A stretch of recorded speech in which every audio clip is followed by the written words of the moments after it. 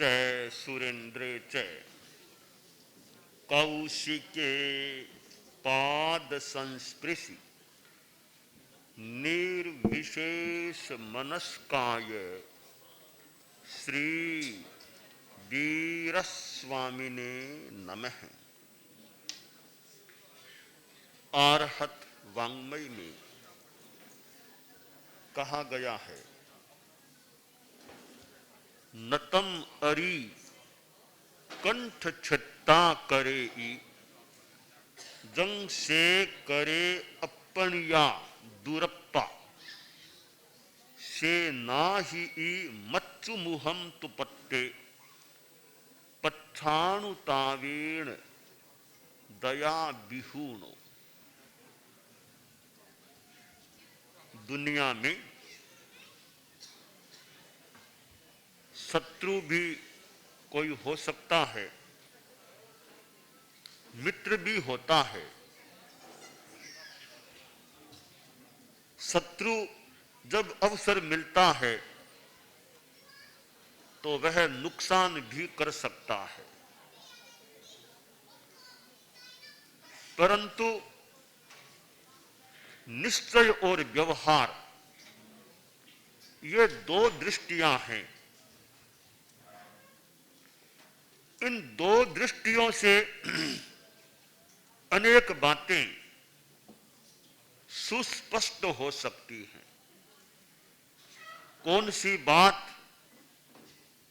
निश्चय की दृष्टि से ठीक है या हो सकती है, और कौन सी बात व्यवहार नय की दृष्टि से ठीक है अथवा हो सकती है।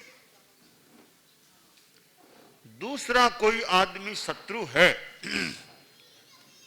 ठीक है, यह भी बात तो सही ही लगती है। जो आदमी हमारा नुकसान करे, हमारा विरोध करे, हमें तकलीफ देने का प्रयास करे, वो हमारा शत्रु हो सकता है। जो हमारा हित करने वाला हो, सहयोग करने वाला हो, हितैषी हो, वह हमारा मित्र हो सकता है। यह बात व्यवहार नय की भूमिका पर सम्यक प्रतीत हो रही है। निश्चय की भूमिका में जाएं तो हमारी आत्मा ही हमारा मित्र है और आत्मा ही हमारा शत्रु है। शास्त्रकार ने मानो इस संदर्भ में एक बात बताई है, नतम अरी कंठ छत्ता करे ई, जम से करे अपनिया दुरप्पा। एक आदमी जो व्यवहार नय में शत्रु है, किसी का गला काट देता है, हत्या कर देता है। शास्त्रकार कहते हैं, गला काटने वाला एक अरी दुश्मन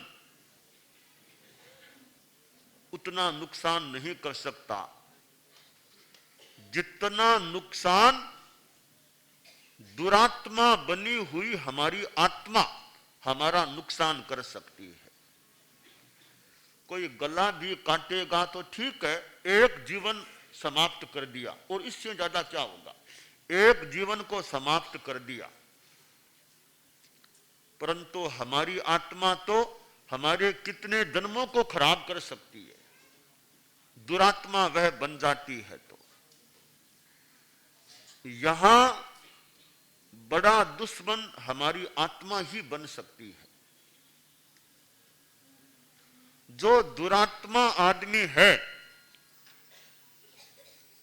वह जीवन में पाप करता है, हिंसा, हत्या, झूठ, चोरी, डकैती आदि आदि पाप करता है। जब बुढ़ापा आ जाता है, मृत्यु सामने मानो मंडराने लग जाती है, तब सोचता है, अरे अब मेरा क्या होगा। मैंने सुना तो है, सुया में नरे ठाना, मैंने सुना है नरक गति होती है, पापी आदमी वहां जाता है। अब मेरा क्या होगा, मैं कहां जाऊंगा? मैंने तो पाप ही ज्यादा किए हैं, कितनों की हत्या कराई है या की है, कितनों को लूटा है, कितनों को धोखा दिया है, कितना लड़ाई झगड़ा किया है, कितनों पर झूठा आरोप मैंने लगाया है, न्यायालय में कितनी बार झूठ बोला है मैंने, कितने पाप किए हैं। अब मेरा क्या होगा? पच्छानुतावेण दया विहीणो, वह पश्चाताप वाला बन जाता है। अब मेरा क्या होगा? ठीक है, अंत में भी थोड़ी सद्बुद्धि तो आई, इतना तो माने कि पश्चाताप हो रहा है, परंतु यह पश्चाताप बाद में क्यों करना पड़े? पहले ही आदमी सोच ले तो पश्चाताप क्यों? पूर्वताप करना पहले ही सोच ले, पश्चाताप न करना पड़े, पहले सोचे भी जीवन कैसे जीऊं, अच्छा जीवन जीऊं। हम लोग तो साधु की भूमिका में हैं, यानी चारित्र ग्रहण किया है, तो बहुत ऊंची भूमिका है, परंतु साधु के भी मान लो कोई गलतियां, दोष, विराडकता, ऐसी कोई स्थिति बन जाए तो फिर उसका भी परिणाम तो अवांछनीय हो सकता है। देवगति भी मिल जाए, पर देवगति भी किस तरह की मिलेगी वो भी एक बात है। किल्विशिक में जाकर पैदा हो जाए, सम्मान न मिले इस रूप में देव हो जाए, सम्मान तो मान लो न मिले तो न मिले कोई बात नहीं, पर मोक्ष न मिले वो, या मोक्ष देरी से मिले वो कठिनाई हो सकती है। सम्मान तो क्या बात है, अपमान सम्मान सहन करना चाहिए, सम्मान भले न मिले तो मोक्ष का मान तो मिले, वो स्थान तो हमें मिले। साधु के दोष इतने ज्यादा लग जाते हैं, प्रायश्चित आलोचना पूरी ठीक होती नहीं है, तो वो मोक्ष के स्थान में पहुंचने में लेट हो सकता है। जैसे संसार में कई बार ट्रेन लेट हो जाती है, ट्रेन लेट हो जाती है, तो साधु की ट्रेन भी फिर मोक्ष में देरी से पहुंचती है। एक बात याद आ गई, वो एक ट्रेन का समय था, सुबह 7 बजे पहुंचने का समय था, तो कोई विदेश का यात्री भारत में आया था, जो भी बात हो, भाव हो सकता है बात का, तो देखा ठीक 7 बजे ट्रेन आ गई, ठीक लगभग 7 बजे ट्रेन आ गई, तो विदेशी अपने साथियों से बोला कि मैंने तो हमारे देश में सुना था कि भारत में ट्रेनें लेट होती है, देरी से आती है, मैंने सुना था, तो गजब की बात है, एकदम देखो 7 बजे है, ट्रेन आ गई है, तो भारत के बारे में ऐसा क्यों कहते हैं कि ट्रेन लेट आती है, देरी हो, टाइम पर आ गई ट्रेन। तो वो इंडियन भारतीय आदमी उनके साथ में था, बात में कहा भैया ये तो कल की ट्रेन आज आई है, 24 घंटा लेट है ट्रेन ये। हालांकि मैं भारत की कोई हल्की बात नहीं करना चाहता, भारत भी बहुत अच्छा देश है, ऐसे ट्रेन कोई लेट हो जाए, वैसे भारत अच्छा देश है, जहाँ संत लोग रहते हैं, जहाँ कितने महापुरुष हुए हैं, जहाँ कितने ग्रंथ हैं, कितनी धार्मिक बातें होती है, कितने लोगों में धर्म के प्रति भावना रहती है, जगह जगह लोगों में धर्म के प्रति भावना मिलती है, साधु संतों को कैसे प्रणाम करते रहते हैं लोग, तो भारत एक अच्छा देश है। परंतु वो ट्रेन तो लेट हो न हो, पर साधु विराधक हो जाता है, तो मोक्ष में पूछने की हमारी ट्रेन वो लेट हो सकती है, फिर वो पता नहीं कितने जन्म लेट हो जाए, क्या हो जाए, तो वो हमारी ट्रेन लेट न हो, यह हम जितना ध्यान रख सकें उसके लिए अपेक्षित है दो बातें खास, कि एक तो हमारा प्रतिक्रमण अगर अच्छा होता रहे, प्रतिक्रमण सुबह शाम का वो अच्छा होता रहे, वो उस ट्रेन को लेट होने से बचाने में एक सहायक बन सकता है। तो हमें प्रतिक्रमण में जितनी हमारी अनुकूलता से स्थिति बैठ जाए, थोड़ा अच्छे ढंग से करने का प्रयास करना चाहिए। और अच्छे में हमारी वो भावात्मकता रहे, मैं क्या बोल रहा हूं, मैं क्या बोल रहा हूं, क्या पाठ है। पाठ बोलते बोलते यह ध्यान आता रहे, हाँ इरिया भैया बिराहन आए, एक इंडिया बे इंडिया ते इंडिया, मेरे चलने में कहीं एक इंडिया बे इंडिया कोई दोस्त कोई मरे तो नहीं जीव। ऐसे ध्यान सत्य महाव्रत, तो मेरे में कोई आज कोई बोलने में कोई गलत बात तो नहीं बोल दी है ना, ऐसा कुछ ध्यान साथ में रहे, तो वो हमारा क्रम रहे। प्रतिक्रमण में ज्यादा जल्दबाजी कभी करनी पड़े तो करनी पड़े, बाकी करनी नहीं चाहिए। ज्यादा जल्दबाजी करनी चाहिए नहीं, कभी करनी पड़ती है तो पड़ती है परिस्थितियां स्थितियां, बाकी थोड़ा सा समय लग जाए प्रतिक्रमण में, 20 मिनट भी लग जाए ना, कम से 20-25 मिनट भी लग जाए अंदाज तो भी ठीक है। अब 10-12 मिनटों में कर दे तो थोड़ा जल्दबाजी हो सकती है। तो हमारे बाल मुनि भी हैं और भी साधुयां और संत लोग हैं कि प्रतिक्रमण में ज्यादा जल्दी, मुझे गुरुदेव तुलसी की बात मेरी सुनी हुई मुझे याद आ रही है। गुरुदेव तुलसी जब छोटे यानी मुनि अवस्था में थे, सीखने की इतनी लगन रही होगी कि शाम का प्रतिक्रमण फटाफट पूरा करके फिर सीखना करने बैठ जाते, जल्दी प्रतिक्रमण पूरा करके सीखने में बैठ जाते, इतनी सीखने की लगन रही होगी। कालूगणी को पता चला, जहां तक मुझे घटना याद आ रही है, कालूगणी ने ऐसा नहीं करना चाहिए, सीखना और थोड़ा पहले भले सीख लो, प्रतिक्रमण फट पूरा कर फिर सीखना करो, ये ठीक नहीं, थोड़ा पहले भले सीख लो, प्रतिक्रमण ठीक होना चाहिए। तो गुरुदेव तुलसी का एक संस्मरण है जो मैंने गुरुदेव तुलसी से ही संभवतः सुना होगा। तो यह बात हम सब के लिए है कि प्रतिक्रमण है वो हमारी इस संयम की साधना को स्वच्छ रखने में सहायक बनता है। जैसे गृहस्थ लोग हैं, सफाई करते हैं, हॉल की सफाई होती है, मकान की सफाई होती है, रोज 1 बार 2 बार सफाई हो जाती है तो मकान ठीक रहता है। हमारा यह संयम का मकान है, 2 बार सफाई ठीक हो जाए, फिर पोंछा झाड़ू क्या, फिर पोंछा और लगा दे। हमारा पोंछा क्या है, प्रतिक्रमण करना मानो झाड़ू लगा दिया, फिर आलोचना ले ली ठीक तरह, वो पोंछा लगा दिया हमने, दोनों काम हो गए। अब आलोचना लेनी है, उसमें भी थोड़ा सा सलग से ध्यान रखें।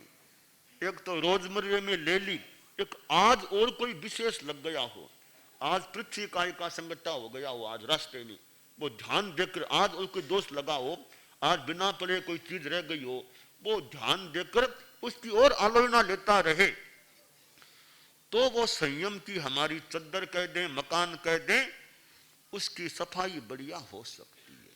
तो उभयो कालम, सुबह और शाम दोनों समय का प्रतिक्रमण है, वो टाइमली और बढ़िया होता रहे। बीच में बातें यथासंभव न करें। बीच में जैसे मान लो 2 चारित्रात्मा 3 बैठे हैं, बीच में और बातें लग गई, ये बातें करने से प्रतिक्रमण में व्यवधान और असमीचीनता हो सकती है। इसलिए जहां तक हो सके प्रतिक्रमण के बीच में तो बात अपने आप से ही करो, बस ज्यादा करो तो यानी प्रतिक्रमण ही बढ़िया करो, दूसरों से बातें न करें, वो बढ़िया रहे। तो एक तो उपाय है वो गाड़ी ट्रेन हमारी लेट न हो, कि प्रतिक्रमण हमारा बढ़िया होते रहना चाहिए। दूसरी बात है हम ज्ञान दर्शन चारित्र की आराधना में अपनी जागरूकता रखें और जहां भी कोई विशेष दोष लग गया हो तो उसका प्रायश्चित ले लें। कि मान लो 1 साल में नारा से आए या गुरुकुलवास में रहे, इस बार यह टेस्टिंग कराई, यह गलती हो गई, यह कुछ अपना ये मेरे दोष लगे हैं, तो प्रायश्चित दे दो। ये प्रायश्चित अपना ले ले तो वो ट्रेन ज्यादा देरी में न जाए, थोड़ी बहुत देरी हो तो बाकी पहुंच जाए। प्रायश्चित भी नहीं लेता है, चलता है, तो फिर वो ट्रेन 24 घंटा क्या और कितने जन्म तक वो लेट हो सकती है। तो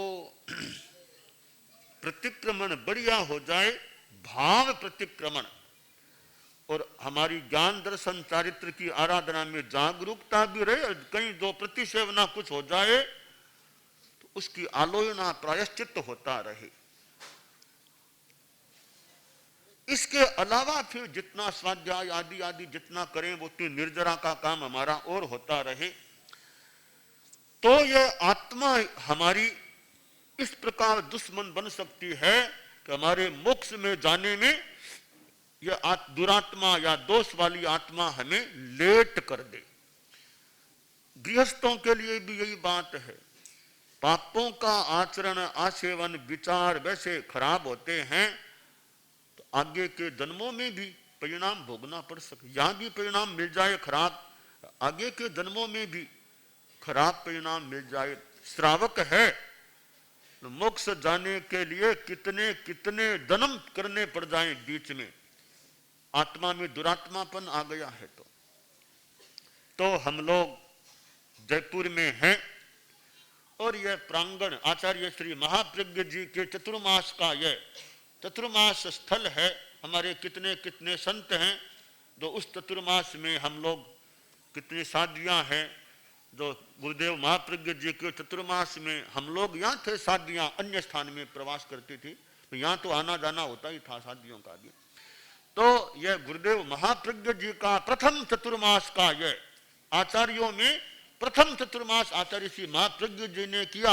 अब तक प्रथम ही है, अब तक द्वितीय कोई हुआ ही नहीं है, मतलब तो प्रथम चतुर्मास का यह स्थान है। तो प्रथम और द्वितीय चतुर्मास का स्थान है ये, प्रथम और द्वितीय चतुर्मास अब तक का यह स्थान है। तो ऐसा वो प्रांगण है जहाँ मानो गुरुदेव महाप्रज्ञ जी का कितना किसी से वार्तालाप या यहाँ विराजना पधारना, पास में विराजने का स्थान, और गुरुदेव महाप्रज्ञ जी का एक महापुरुष आचार्य महाप्रज्ञ जी हमारे धर्म संघ को आचार्य के रूप में मिले थे, और उनमें कितनी करुणा, कितनी वत्सलता, कितना शांति का उनका व्यवहार कह दें, जीवन कह दें। इतने मनीषी विद्वान व्यक्तित्व, दार्शनिक, चिंतनशील, इतने वेत्ता, इतने प्रबुद्ध चेता, कितना लेखन, कितना प्रवचन। एक ऐसा व्यक्तित्व था जो आचार्य तुलसी को, कालुगणी प्रवर को मिला था शिष्य के रूप में, आचार्य श्री तुलसी को उत्तराधिकारी के रूप में फिर वो मिले थे। तो आचार्य श्री महाप्रज्ञ जी का वह प्रवास चतुर्मास मानो स्वास्थ्य लाभ के निमित्त से हो गया था। वो कोई प्री प्लान्ड वैसे नहीं था चतुर्मास, यह तात्कालिक आकस्मिक रूप में निर्णित हुआ। मुख्य निमित्त गुरुदेव का स्वास्थ्य का सुधार या स्वास्थ्य लाभ का भाव संभवतः वो निमित्त बना था। तो मुझे बहुत स्मृति हो रही है कल से भी कि गुरुदेव महाप्रज्ञ जी की मुझे काफी स्मृति हो रही थी, खास कल के दिन में कि गुरुदेव महाप्रज्ञ जी थे, महाप्रज्ञ जी गुरुदेव थे, कैसे थे, स्मृति हो रही थी।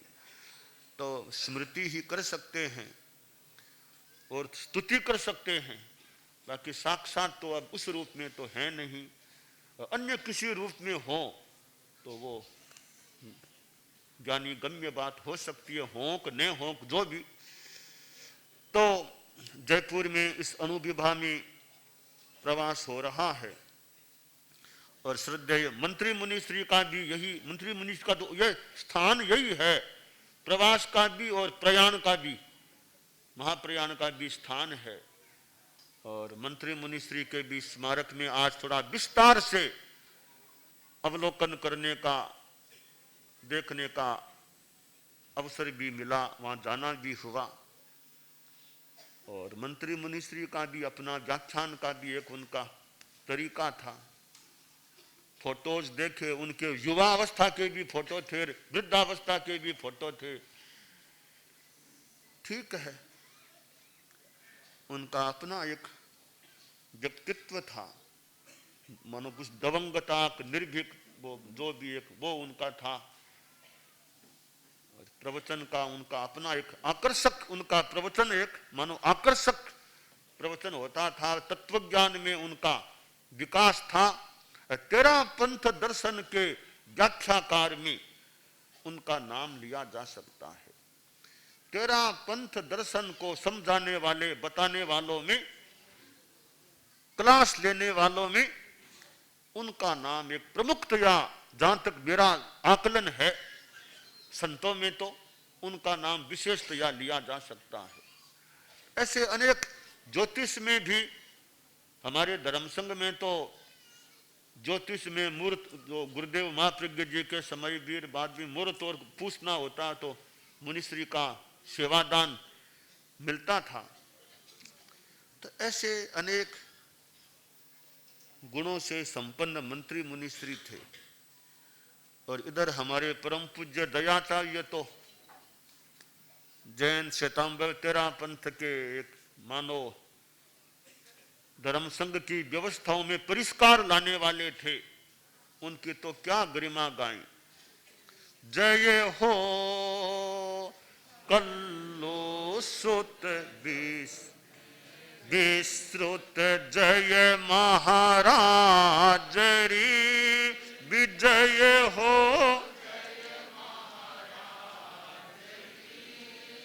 जय हो कल्लो सुत, जग में विश्रुत। तो परम पूज्य दयाचार्य और हमारे मानवगणी गुरुदेव छठे आचार्य श्री, वे भी जयपुर से ही संबंध है। युवा अवस्था में आचार्य बने थे और मानव संघ का सौभाग्य वो नहीं था कि उनका लंबा काल मिले, तो युवा अवस्था में ही पधार गए। तो ऐसे हमारे परम पूज्य मानवगणी थे। तो हम अपनी आत्मा को अपना मित्र बनाए रखें, यह हमारे लिए काम्य है।